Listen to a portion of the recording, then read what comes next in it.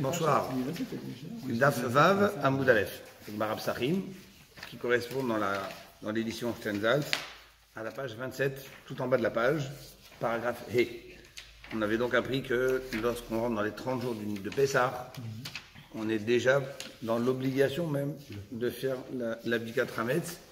Et on avait vu que si quelqu'un sait qu'il doit revenir à Pessah chez lui, donc c'est sûr que même si il part 3 mois avant, mais il sait qu'il ne sera que Pessah chez lui, peu importe quand il part, il doit de toutes les façons faire l'abdikat parce que il faut qu'il s'assume, qu'il s'assure que lorsqu'il sera sur place, sa maison sera cachée à la Pessah.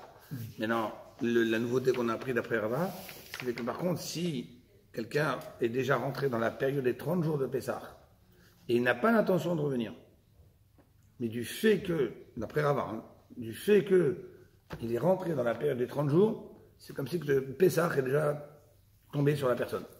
Et donc, tu dois faire l'abdikat. Oui, mais j'ai pas intention de revenir. C'est pas grave. C'est comme si tu étais la veille de Pessah chez toi. Comment on fait lorsqu'on passe Pessah en vacances et que où est-ce qu'on fait l'abdikat? Alors vous allez me dire, si je suis déjà la veille à l'hôtel, mais très souvent l'hôtel il veut pas faire ça. Parce qu'il ne veut pas faire du Hametz pour nourrir les gens jeudi soir et vendredi matin, et après tout faire cacher à la Pessah. En général, les hôtels ils vous disent, vous arrivez dans la matinée, début d'après-midi, comme ça, pour eux déjà tout est caché à la Pessah. Maintenant, disons que je vais dormir chez moi la veille. Mais chez moi, je dois faire l'abdikat. Alors maintenant, d'un autre côté, je ne vais pas faire l'abdikat dans toute la maison, puisque je ne vais pas rester dans toute la maison. Alors, je fais comment? Pas d'abdikat? Je ne peux pas. Je suis chez moi dans une maison. Peu importe là où je suis, je dois faire l'abdikat Hametz. Donc, comment on fait? Alors, on fait dans le couloir, à l'entrée. C'est juste un petit morceau de la maison. On ne fait pas toute la salle à manger, etc. On fait juste une bdika pour faire l'abdika chez soi. On va être dans le couloir, on va mettre les valises, et éventuellement sa chambre à coucher, et puis voilà, on s'arrête là. On n'a pas besoin de faire plus. Parce que de toutes les façons, je ne vais pas passer Pessah ici. Mais c'est pour vous dire déjà qu'en sachant que je ne passe pas Pessah, vu que je suis déjà le soir de l'abdika dans cette maison, je dois faire l'abdika. Et bien après Rava, ça commence déjà 30 jours avant.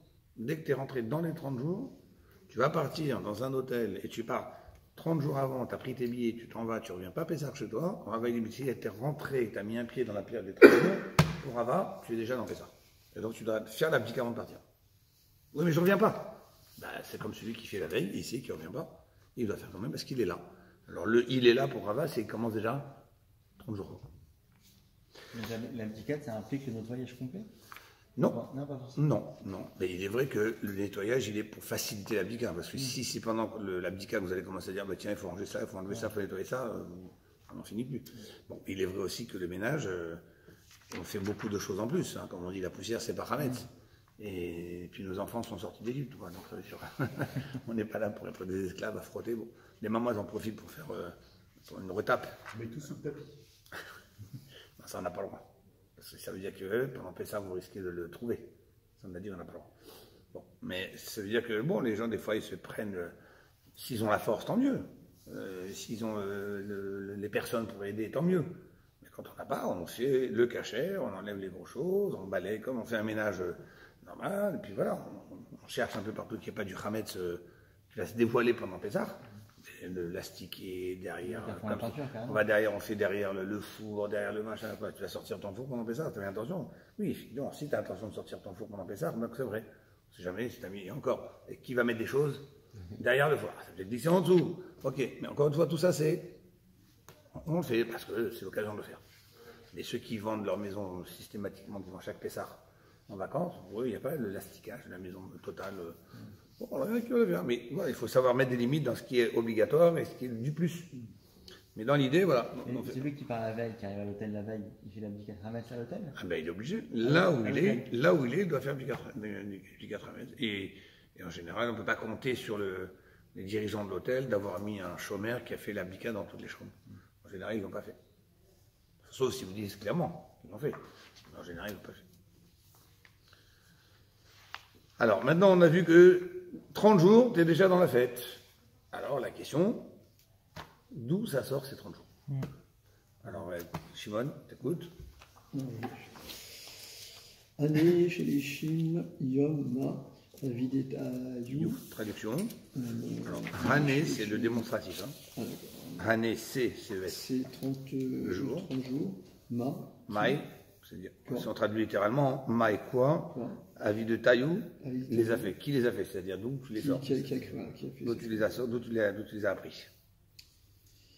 Qui détania? Réponse. On a un texte. Qu'est-ce qu'il dit le texte? Shualin Bedoroshin Beilchot Apesar. Donc Shoalin, c'est comme chez Ella. Voilà, Question. on questionne. C'est quoi une dracha? Une explication. Donc on non? De la semaine. Yom Reviv, Shabbat, de la semaine. Bon. J'étais Shabbatot. D'après Rabban Shimon ben Gamliel, c'est pas 30 jours, mais 2 semaines, 14 jours. Et là, maintenant, la Gemara va essayer de développer, de demander la raison, la source de chacun. Matana de Tanakama. Des Tanakama. Qu'est-ce qu'on appelle celui Tanakama, c'est-à-dire le premier sage qui s'est exprimé dans le texte. Parce qu'on n'a pas son nom, en fait. Vous avez vu, on a marqué Tanya, Shoalin, Vedorshin, on n'a pas marqué qui c'est les paroles de qui là-bas. On a juste appris que Rabban Shimon ben Gamliel, il n'est pas d'accord. Sur 30 jours, lui, il veut 2 semaines. Mais le premier, on n'a pas son nom. Donc, par défaut, on l'appelle Tanakama. Le premier qui s'est exprimé. Kama, ça veut dire premier. Tana, enseignant. Quelle est la raison du premier enseignant, dont on ne connaît pas le nom? Qui lui a dit combien de jours? 2 semaines. Non, 30 jours. 30 jours. C'est Rabban Shimon ben Gamliel qui dit. Je sais, je vous induis un peu en erreur, mais c'est pour voir si vous suivez. Alors, quelle est la raison du Tanakama? Alors lui, on tourne la page, donc on est page 28 dans la Stenzals, et Dashva Vavudvet dans la Gemara standard, mais aussi dans la Stenzals, mais c'est le 28. Alors, il dit Share. Share Moshe Omed d'Apesar Rishon. Ah, on voit dans la Torah, Moshe, Omed, c'est quoi Omed? Alors, Omer, c'est dit. Omed, c'est debout, se tenir. Donc Moshe se tient, c'est-à-dire se tenir dans le sens, il était présent, ou il était à tel moment ou à tel instant, Pessah Rishon. C'est quoi Pessah Rishon? C'est le Pessah normal, à contrario du Pessah Sheni, qui est le Pessah de rattrapage. Oui. On fait le 14 Iyar. Donc le premier, on l'appelle Pessah Rishon. Donc Pessah Rishon, c'est le Pessah que tout le monde connaît. Alors Moshe se tient au premier Pessah. On va traduire et on va expliquer. Mazhir. Allez, vous allez tous en Israël. Azhara, c'est quoi Azhara? Non. La douane? Non. Azhara, ça veut dire avertissement, prévention. Ne laissez pas d'effets personnels dans les parkings. Uzharta, ça veut dire ici, tu as été prévenu. Assume-toi. Donc Azhara, ça veut dire avertir, prévenir. Donc Moshe Rabbeinu était en train de... On allait fêter le premier Pessah, donc il était Omed du Pessah Rishon, ou Mazhir. Et à ce moment-là, déjà, il était en train de prévenir sur qui arrivait dans combien de temps? 30 jours. 30 jours après. Donc, tu as ici une loi claire qui te montre qu'il faut se préparer à la fête 30 jours avant. Où est-ce qu'on voit ça dans la Torah? Eh c'est justement quand les bénis Israël sont sortis d'Égypte, après le Pessah qu'ils ont fait en Égypte. Après, ils sont arrivés au pied du Har Sinaï.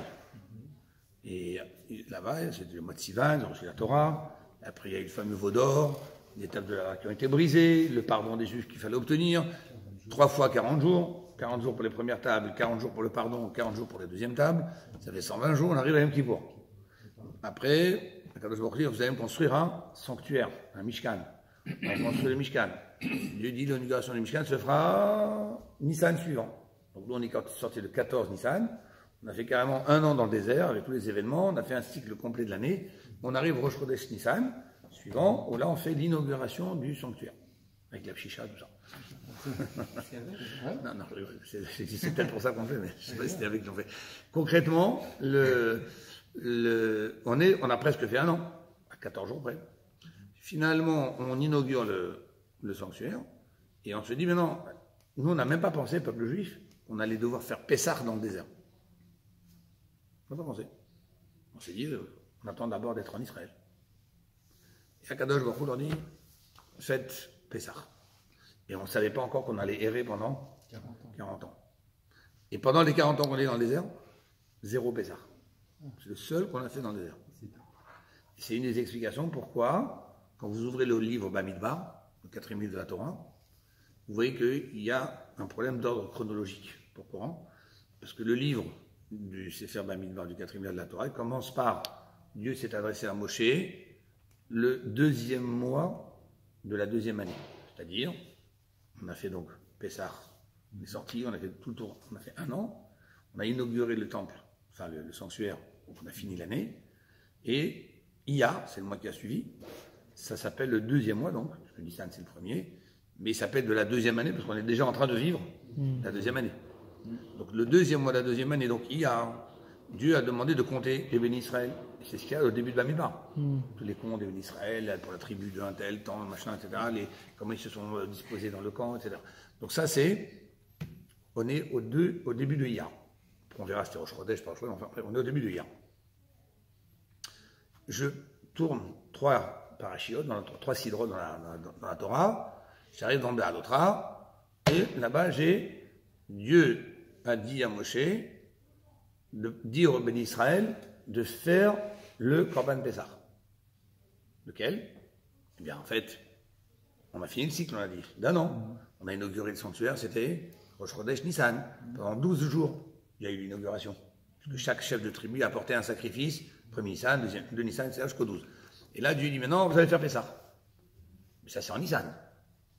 Et ce Pessah-là que Dieu nous a demandé de faire, c'était le nouveau Nissan qui venait d'arriver, donc on était au début de la nouvelle année.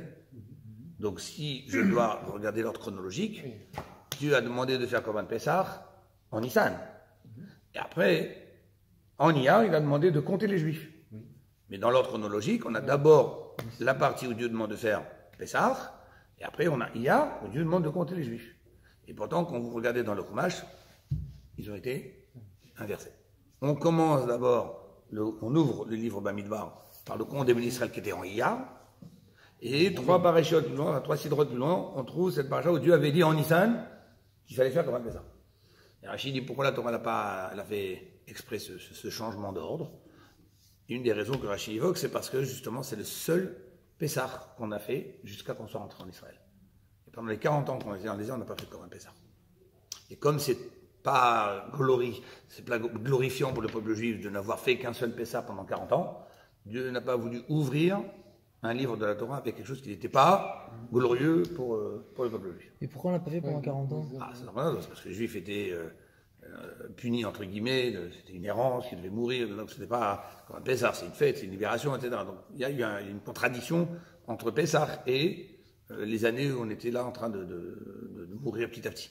Donc, mais sinon, déjà dans l'idée, c'est de ne pas d'ouvrir un livre de la Torah avec quelque chose qui n'est pas si beau pour le peuple juif. Voilà pourquoi donc ça a été inversé. Mais en attendant, on est donc le Nissan, où on a fait l'inauguration. Dieu, il dit à Moshe Rabbeinu, vous allez faire comme un Pessah. Vous allez faire Pessah. Ok? Et c'est là où des gens arrivent devant Moshe Rabbeinu. Ils disent, nous, on est impurs. On voudrait faire comme un Pessah. Moshe Rabbeinu leur dit Pessah Sheni. Donc, de là, on voit qu'il leur a enseigné les lois du Pessah Sheni. Combien de temps à l'avance? 1 mois à l'avance. Mais c'est une circonstance qui s'est passée. Peut-être. Nous, en attendant, on a cette preuve. Est-ce que ça va faire partie de la discussion? Est-ce que c'est parce que c'était une circonstance que de là, on doit en déduire quelque chose ou pas? On verra. Parce que c'est pas lui qui est venu vers eux, c'est quand même... Ils sont venus parce que c'était Pessah. Ils sont venus le voir à Pessah. Mais je peux aussi vous répondre que Charbonneau n'était pas obligé de leur donner toutes les lois. Ils leur dit, écoutez, vous, il n'y a pas. Ah, on voudrait, ok, on verra. C'est pas le moment. Vous, de toute façon, ce Pessah, il n'y a pas. La finalité, c'est que ce Pessah, il n'y avait pas. Donc il aurait pu leur répondre qui était sur l'immédiat. Vous, il n'y a pas. Et quand il aurait eu la réponse, on verra pour Pessah Sheni, il aurait attendu Rosh Chodesh Iyar, le 14 jours avant, pour leur dire préparez-vous, etc. Mais du fait qu'il a choisi de leur dire tout de suite, ça montre que c'était a priori dans l'idée de 30 jours avant. Mais en même temps, s'ils n'avaient pas demandé, on voit qu'il n'y aurait même pas eu Pessah Sheni. C'est parce qu'ils ont demandé qu'il y a eu. Ok, mais au passage, on voit qu'il a aussi choisi de le dire tout de suite. Pour le Pessah Sheni, il est dû à la demande des bénis Israël qui était impur. Oui. C'est eux qui... D'accord. C'est les fils d'Aaron, n'est-ce pas? Non, pas spécialement. Pas que eux. Mais... Il y a entre autres, il y avait eux, à cause qu'ils avaient ramassé leurs frères. Voilà, c'est ça. Mais eux, ils n'avaient pas le droit de s'impurifier, c'était les oncles qui se sont purifiés. Eux n'avaient pas le droit parce qu'ils devaient faire le service divin. Ouais. Mais ce qu'on a expliqué plusieurs fois, Pessah Sheni, c'est quoi toute la sagesse de la question. C'est qu'ils nous ont fait une démonstration comme quoi Kadosh Baruch Hu demande une chose impossible. Une chose et son contraire. Il faut être fort hein, pour le démontrer à Dieu qu'il demande une chose et son contraire. C'est quoi la chose et son contraire? Il dit, le Korban Pessah, il est spécial. Parce que d'un côté, tout le monde doit le faire. Mais en même temps, dans ce tout le monde qui doit le faire, il y a d'autres sacrifices qui sont des sacrifices communautaires. Par exemple, dans le temple, tous les matins, on faisait un agneau le matin, un agneau l'après-midi, qui a été remplacé aujourd'hui par Shacharit, Mikra. Parce que tous les juifs devaient venir tous les matins au temple. Tous les juifs devaient venir tous les matins au temple. Même celui qui habite à Tzfad, il veut venir tous les matins, il doit venir au temple, retourner chez lui. Ça n'existe pas. Donc c'était oui, il participait avec le Machatzit Shekel, qui payait tous les sacrifices communautaires, mais qui faisait concrètement les sacrifices? C'était les Kohanim. Au nom de toute la communauté.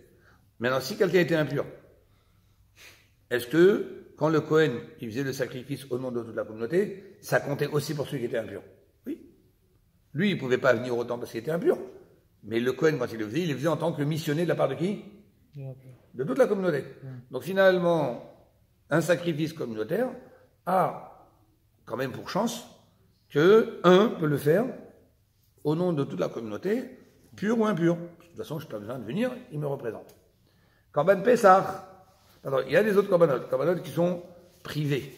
Quelqu'un il a fait une faute, il doit amener un korban khatat. Quelqu'un il a eu un heureux événement, il a été sauvé, il doit amener un korban toda de remerciement.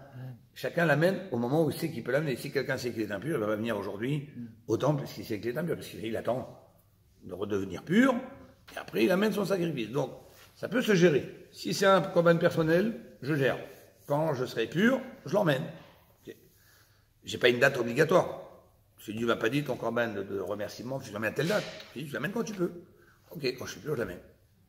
Un sacrifice communautaire, l'avantage c'est, je peux ne pas être pur, mais le Kohen il représente toute la communauté.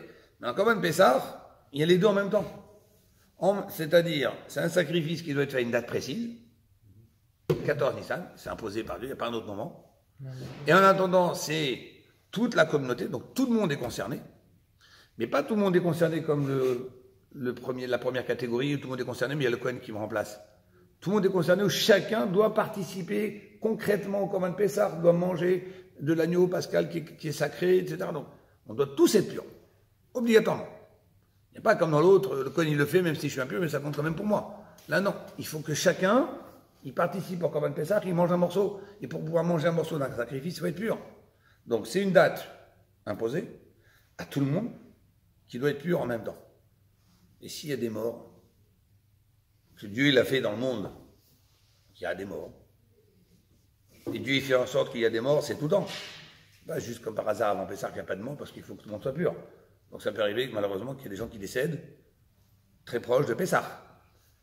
Et donc qu'est-ce que le juif il dit à Dieu, je comprends pas, tu crées le monde d'une certaine façon, où il y a la mort. Ok, notre faute, pas de notre faute. Ok, en attendant il y a la mort.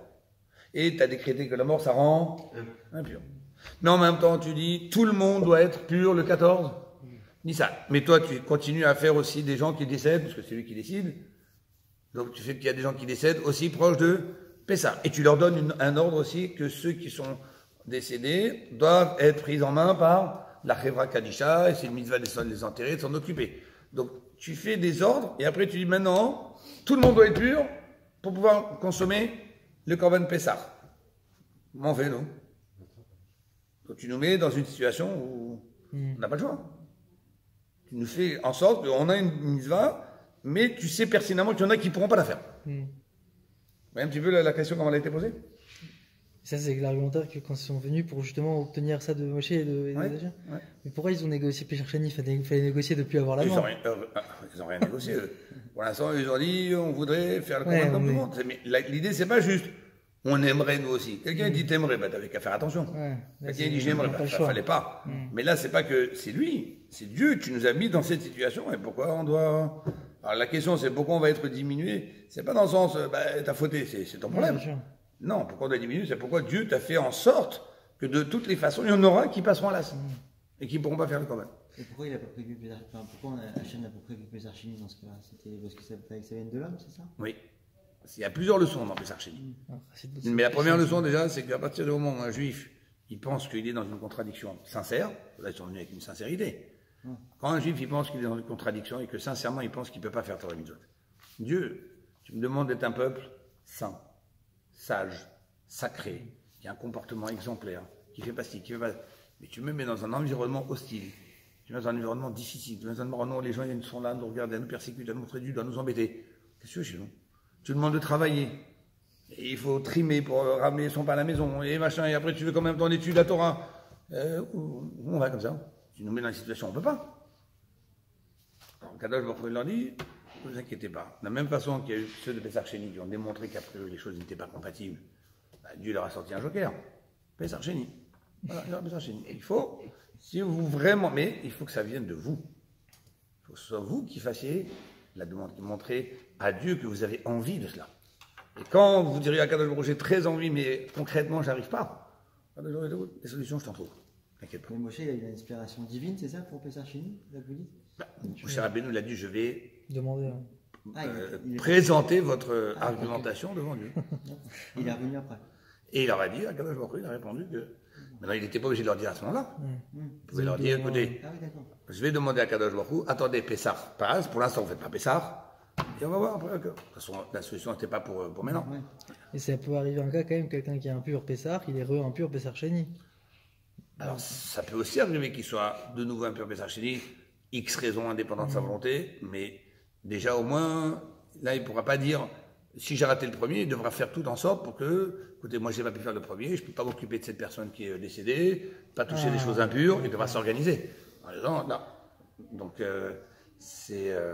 il devra imposer le fait que lui, il doit se consacrer à Pessah Sheni. Mais ça pourrait être vraiment indépendant de quelqu'un, un cadavre qui a touché sans vouloir. Kadosh Baruch Hu n'en veut pas la personne qui pourrait des raisons indépendantes de sa volonté. Oui. Mais l'idée déjà d'avoir donné ce rattrapage, c'est pas dire que rien n'est jamais perdu. On peut toujours décider de redémarrer, de reprendre, de repartir. Allez. Et au contraire, là, il y a une grande supériorité dans Pessah Sheni. C'est que Pessah Sheni, on peut manger du Hametz le jour de Pessah Sheni avec la matzah. Oui. Nous, on ne peut pas manger le Hametz. Le Hametz, c'est pas bon, il faut fuir, c'est l'orgueil, c'est le mal.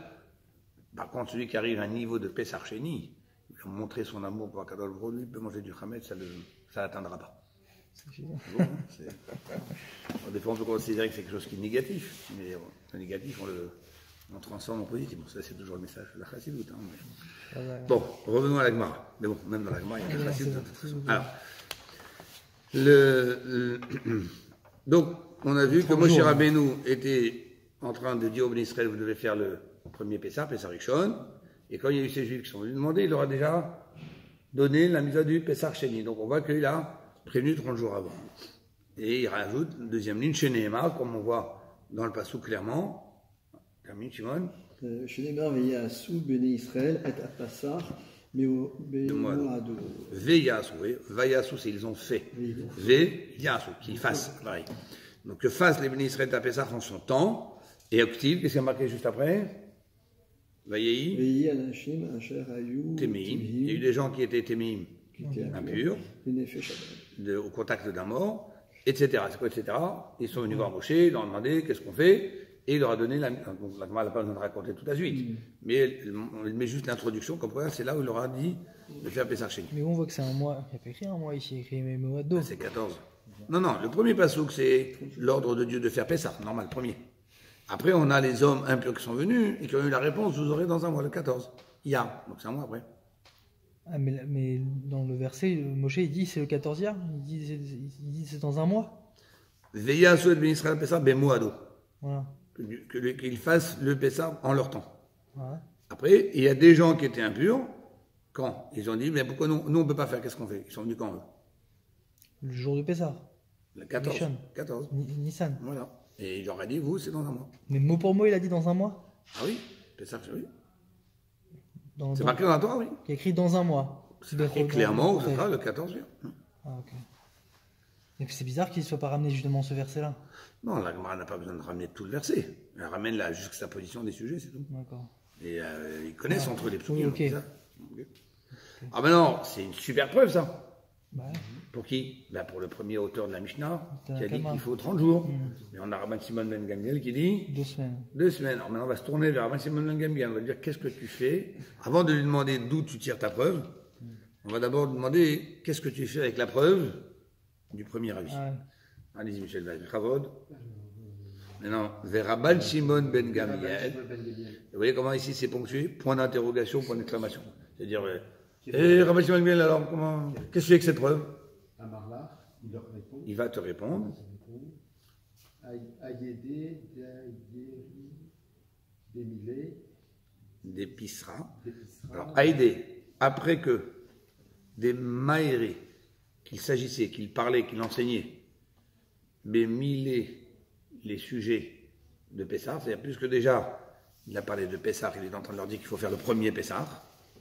Alors, Nassi, Léou, Léphron, Milé, d'épisra. Dépisra. Il a conclu, c'est-à-dire il a donné toutes les lois de Pessah, y compris que celui qui rate devra faire Pessah chez lui. Donc, c'est-à-dire que c'est l'occasion qui a fait que Moshe Rabbeinu a parlé du Pessah chez lui. Non, mais là, Parce qu'il y a les gens qui sont venus à ce moment-là, et là, bon, encore une fois, il n'était pas obligé de tout leur dire. Et ça, c'est ce que Rabban Shimon ben Gamliel dit.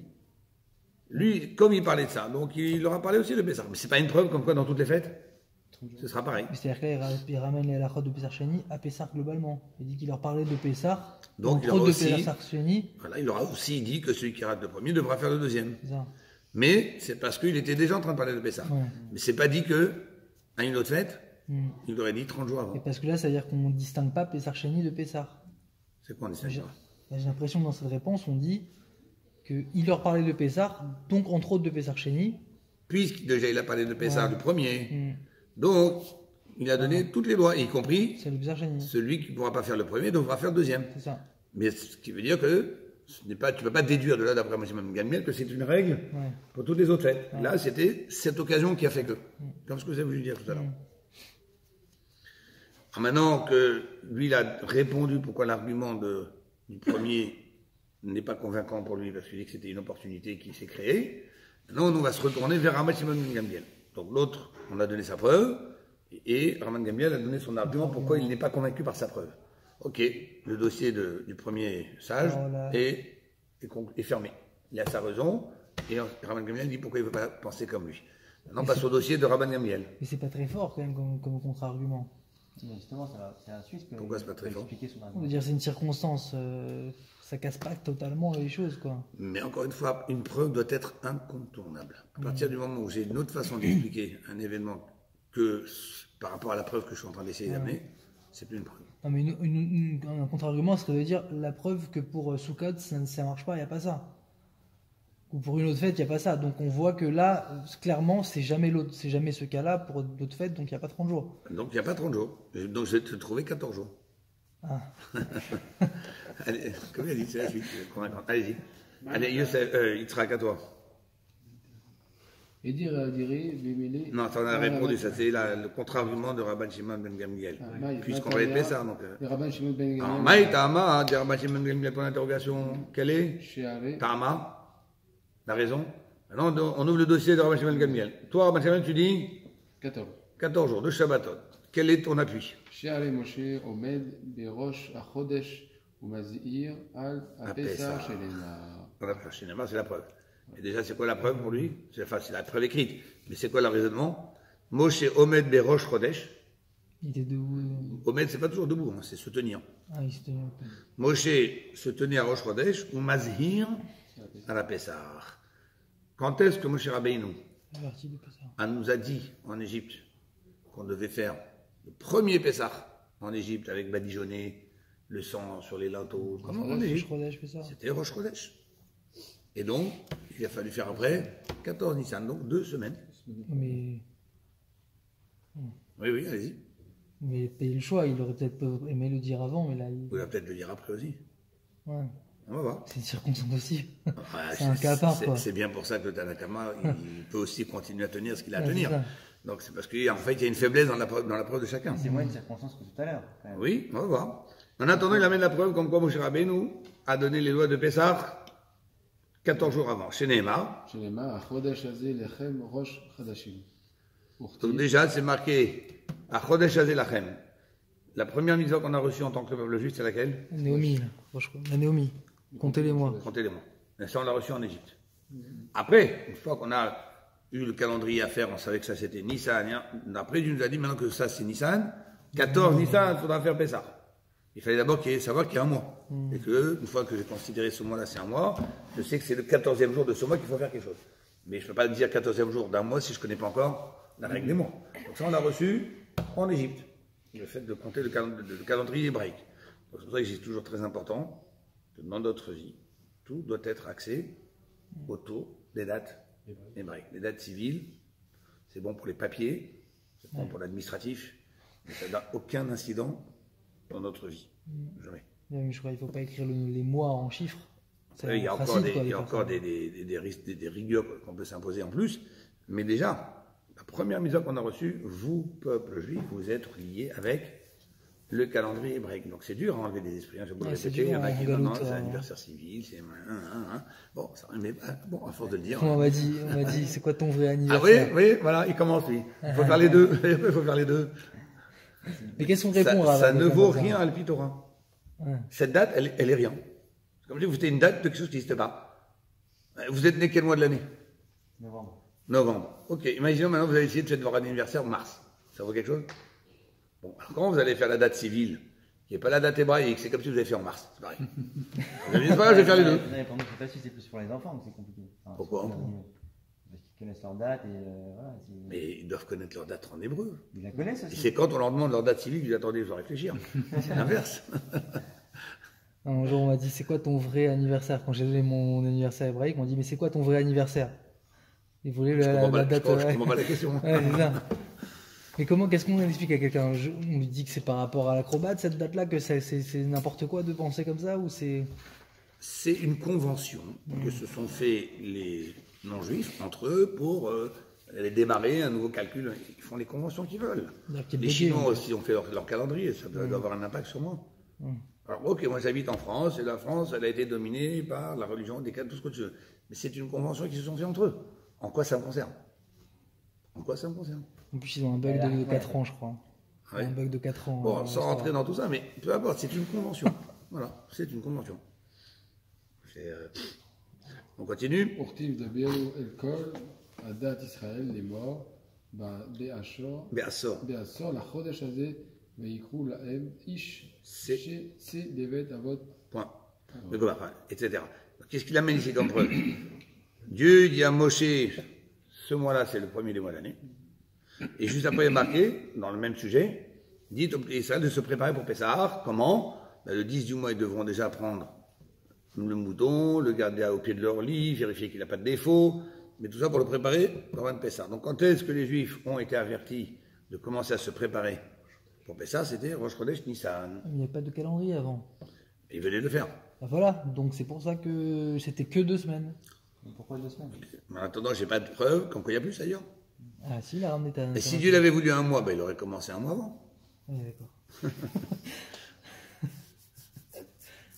Alors maintenant, il y a juste une question que la camarade demande, qui est Mimai, d'où tu sais? Allez. Mimai, Diveresh, Yarcha Kae. Kae. Resh c'est Roche. Yarcha c'est Yarir. C'est quoi Yarir? C'est la lune. Donc c'est en langage habituel, ça veut dire un mois. Parce que les mois chez nous, c'est les mois lunaires.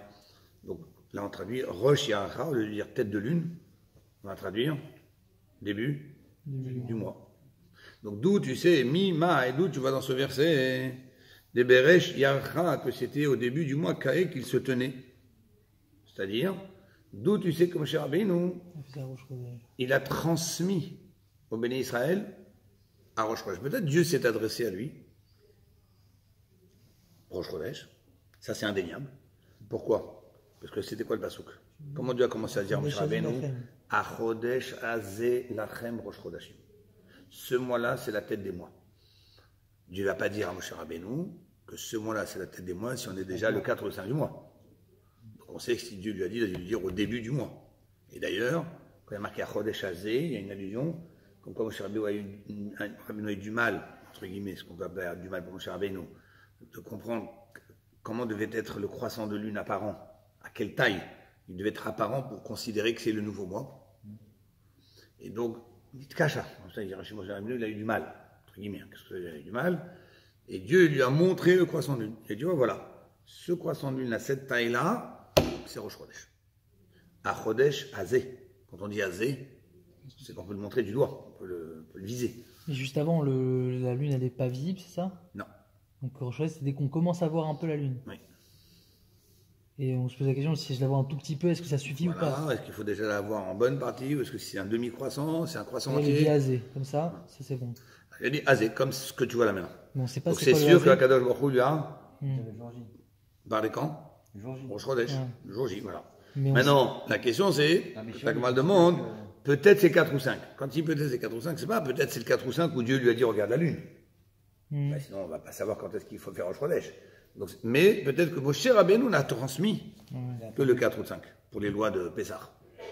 C'est vrai, Mais Shimon, il considère qu'il l'a fait le jour même. Enfin, d'après lui, oui. Alors c'est pour ça que lui, au début, quand il amène la preuve, il a marqué Achodesh Azilachem Rosh Chodashim, c'est Rosh Chodesh, et il leur demande Pessah. Pour lui, il y a 14 jours. Question de la Gemara, Mimai. D'où tu sais que c'est des Bereshia Chakae, que c'était le Rosh Chodesh où il leur a transmis. Dilma, Arba Beyacha. Arba, c'est quoi? 4 du mois. Chamisha Beyacha. ça peut être. 5 du mois. Mais c'est le même verset. C'est continuité le verset quand même. Oui, mais le verset, il y a quand Dieu dit à Moshe et quand Moshe va dire au peuple juif. Donc Dieu, il a dit clairement à Rosh Chodesh. Ok. Alors? Il est là. Donc la Gemara dit, donc ça veut dire que c'est pas possible que ce soit ça la preuve de Rabban Shimon ben Gamliel, parce que on n'a pas la preuve, c'est 14 jours. Ah, vous pouvez juste traduire le pasuk en français? Il dit Achodesh Azilachem Rosh. Bon, ce mois-là, sera pour vous le début des mois. Voilà. Et à marquer après toutes les lois de Pessah. Parler au peuple juif de prendre un mouton pour commun de Pessah. Mais pourquoi Moshe il n'aurait pas transmis tout de suite? S'il a un commandement que Dieu lui donne, il va être zélé pour le transmettre au peuple. Certainement. Dire le contraire, ça serait pas bien. Peut-être qu'il y avait des circonstances qui ont fait qu'il n'a pas pu. Il y a pas de. Ça serait connu qu'il y aurait des passos par rapport à ça. Non. Par défaut, s'il n'y a pas de contrat, s'il n'y a rien d'autre, par défaut, il l'a dit le jour même. Si Dieu lui dit de transmettre ça au peuple, il le fait tout de suite. Sauf s'il y a effectivement un problème et on ne peut pas amener des preuves de la Torah par défaut. Que ce soit. Oui, il aurait pu attendre le lendemain pour le dire. Non, mais s'il fait ça, c'est qu'il ne serait pas zélé. Or, Moshe Rabbeinu, il va être zélé pour tous les mitzvot dès l'instant où il a le commandement 2. Peut-être que les conditions n'étaient pas réunies, peut-être que, je ne sais pas dire, X. On ne connaît pas. Mais il se peut. Et en attendant, les psukim ne sont pas assez précis, sauf si ce n'est que nous, on veut imaginer qu'il a dû être zélé. Mais ce n'est pas suffisant pour faire une preuve. Ça se trouve, mon cher Rabbeinu leur a dit. Oui. Ça se trouve. Mais doute à la preuve. La preuve n'est pas. Ouais. La preuve n'est pas établie. Donc, qu'est-ce qu'elle fait? Et là, alors Rabbi dit ça ne doit pas être ça la preuve de Rabbi Shimon ben Gamliel. Parce que vous avez remarqué qu'en fait, quand on a demandé depuis le début quelle est la raison du Sadakama, quelle est la raison de Rabbi Shimon ben Gamliel, c'est pas eux qui sont là. Parce qu'eux, ils ont vécu quelques siècles avant. Quelques centenaires, enfin une dizaine d'années, quoi, des décennies, merci, ça m'échappait le mot, je ne suis pas tellement heureux, je suis plus en français. Donc, concrètement, eux, ils ne sont pas là pour nous dire, on n'a pas, c'est simplement les élèves qui ont de nous. Question de la Gemara. Non, Achanami ici aussi. Mima et Deberi Shachaka, d'où tu sais qu'il était en train de leur dire ça au début? Resh Yacha au début du mois. Resh, Rosh, Yacha du mois. Dilma, peut-être. Yacha, c'était le 4. Yacha, Yariach, on a dit mois. Ou le 5 du mois, Kae, qu'il se tenait, c'est-à-dire qu'il leur a transmis les mitzvot. Donc finalement, qui arrive à la rescousse? Amar Nachman Baritzrak. À vous de jouer. Oui. Atian Midbar, Mi Midbar. Oh, Atia, je déduis, j'apprends, je fais venir, je compare. Midbar, le mot Midbar qui est marqué dans un endroit de la Torah, qu'on va voir tout de suite. Midbar, que je compare à un autre mot Midbar qui est marqué dans un autre endroit. C'est ce qu'on appelle Gzera Shava. Gzera Shava, c'est une des 13 méthodes pour déchiffrer la Torah. Et une des 13 méthodes, c'est Xera Shava. Trouver des mots qui sont de la même racine, écrits de la même façon, et ce que tu apprends dans l'autre, les détails qui sont plus explicites dans ce passage où il y a ce mot, tu le rapproches de l'autre sujet où se trouve le même mot, mais où il y a moins de détails. On peut le faire tout le temps. Non, ça c'est seulement une Kabbalah qu'on a reçue sur quel mot on peut faire, parce que sinon trouver des mots et faire des combinaisons. Et on peut faire tout et n'importe quoi. Donc lui, en tout cas, il dit, c'est quoi donc la Xera Shava? C'est marqué que Dieu s'est adressé à Moshe. On l'a vu le passage tout à l'heure, hein, que Dieu s'est adressé à Moshe Rabbeinu, Bemidbar Sinaï, la deuxième année, le premier mois. Mais on ne savait pas si c'était le premier mois de la deuxième année, mais on ne savait pas si c'était quel jour du mois. Mais en tout cas, il y a marqué Bemidbar Sinaï, dans ce passage. On ne sait pas de quel jour il s'agit. On sait que c'est Nissan, mais on ne sait pas de quel jour. Donc il y a marqué là-bas Bemidbar Sinaï, Ukti, Vatam. Vaidaber Hashem, El Moshe, Bemidbar Sinaï, Beoel Moed. Echad la Chodesh Hasheni. Echad la Chodesh Hasheni. Traduction. Le 1 du deuxième mois. Chodesh Hasheni. C'était hier. C'est là où Dieu a demandé de compter des Israël au début de Bamidbar. En plus, je vous ai expliqué que ce qui a été demandé à Iyar a été placé avant la Torah, ce qui a été demandé à Israël. Après, la Gemara va faire une déduction de cette on a inversé l'ordre. Mais en attendant, qu'est-ce que je vois?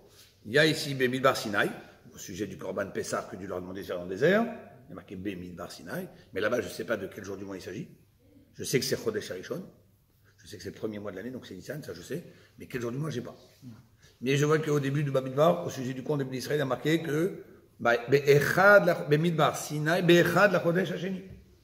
Dans le désert du Sinaï, le premier jour du mois. Mais il y a Bamidbar Sinaï et Bemidbar Sinaï. Et donc, je fais Xera Shava. Comment il termine? Alors, de la même façon que les Alan, l'autre passage que je t'ai amené, c'était clairement Rosh Chodesh, c'est marqué Echad la Chodesh, oui. Alors, la même chose ici, dans le Korban Pessah qu'on a fait dans le désert, même si ce n'est pas marqué le jour exact du mois, mais il y a marqué Bemidbar Sinaï, le même Bemidbar Sinaï qu'il y avait dans l'autre. Donc, c'était le premier jour du mois. Et on était combien de jours avant Pessah? 14. Donc ça, c'est la preuve de Rabban Shimon Ben Gamliel. 14 jours. Mais comment on s'est ravi que cette Xera Shava, c'est une vraie qu'elle tient? Ben, c'est ce que lui, il dit qu'il a reçu. Alors, encore une fois, la Xera Shava, c'est connaître les sujets que je compare, mais en avoir une vision spirituelle pour savoir qu'ils sont compatibles à être comparés. Par exemple, il y a quelqu'un qui pourrait être en marloquette de dire moi je considère que ça c'est pas une Xera Shava que j'ai pas reçu ou est-ce qu'on est tous d'accord sur toutes les xérotes Alors, en général, Xera Shava, ça peut arriver qu'il y ait un sage qui dit non, cette Xera Shava, on ne peut pas la faire. Et il trouve un contre-argument là explicite. Il a un contre-argument, soit parce qu'il a une autre preuve qui vient contredire la Xera Shava, mais comme je vous dis, Xera Shava, c'est spirituellement voir qu'il y a des sujets qu'on peut faire un rapprochement entre eux. Quand l'autre il dit tu ne peux pas faire, parce que je t'ai dévoilé qu'il y a un autre passage de la Torah qui te montre que tu ne peux pas faire ça, ce qui te montre que ces deux sujets ne sont pas compatibles. Donc c'est dans des visions très, très hautes. C'est Bemidbar Sinaï, la Xera Shava? Oui, Bemidbar. C'est fou quand même que d'un seul mot comme ça, on déduit Rosh Chodesh. C'est une des 13 règles. Et quand vous connaissez les 13 règles. Quand j'ai Klal ou Prat ou Klal, quand j'ai Prat ou Klal, quand j'ai Klal ou Prat, enfin voilà, à chaque fois c'est si j'ai une généralité suivie d'un détail, si j'ai le détail avant la généralité. C'est difficile. 13 règles que nous a transmis Moshe Rabbeinu. Oui, mais autant la Xera Shava, j'ai l'impression que c'est la seule qui est quand même. On a vu que des fois ça marche pas et des fois ça marche. Alors que si on a Prat. Mais même dans le cas de Prat, vous avez par exemple, si je trouve une généralité dans une paracha, et dans un autre livre de la Torah, je trouve que la Torah me donne un détail sur ce qu'elle m'avait dit. Est-ce que le fait que c'est dans un autre livre, je considère que ça s'appelle Klal ou Prat, c'est la généralité et le détail, mais il faut que ce soit dans la même paracha. Voilà. Si, c'est... Mais là, c'est aussi une Xera Shava, en fait, on fait un peu les deux. On va chercher un autre endroit, on fait Xera Shava avec le... Non, c'est pas des... Xera Shava, c'est le même mot. C'est le même mot, il y aura pas le mot. Non, mais là, il y en a beaucoup qui a des Bemidbar Sinaï. Il n'y a pas eu beaucoup de fois où il était sur un signe, mais beaucoup, parce que là, c'est facile de faire une Xera Shava, non? Alors, justement, de toute façon, tu demandes, mais j'ai d'autres. Mais c'est pas B-Milba. C'est Mi-Milba. C'est une autre formule. Maintenant, la Gemara, après, le sujet d'après, bon, on va arrêter là pour ce soir, mais le sujet d'après, ce sera, finalement, pourquoi la Torah ne met pas des choses dans l'ordre chronologique. Et donc, il va falloir donner une explication pour la semaine prochaine. Là, on voit que c'est quand même, on parle plus de Pessah, on parle pas des autres fêtes. Et il n'y a pas d'autres, on voit pas. La Torah n'a pas besoin de répéter 2 fois les règles.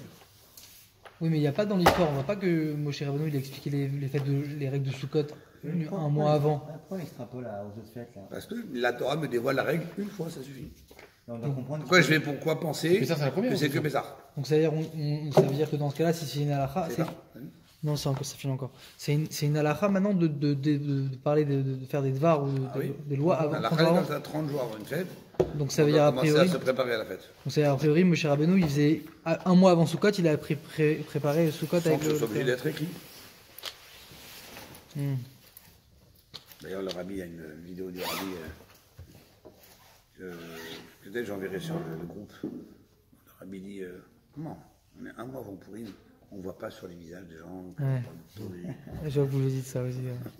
On passe les fêtes, ça va arriver, allez, une de plus. On va sentir que ça nous prend, que c'est. On pense comment on va s'organiser avec les juifs à la Megillah et comment je vais faire. Et la joie,